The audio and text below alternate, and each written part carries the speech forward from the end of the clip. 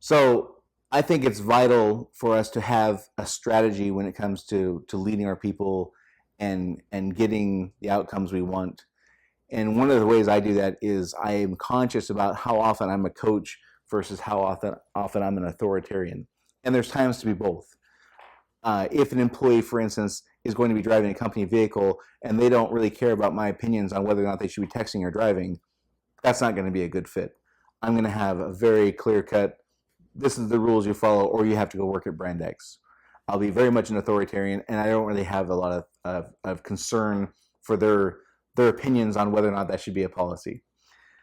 That being said, I need to focus on how often it's reasonable for me to have that approach and have a reasonable expectation that people are going to want to listen to what I have to say.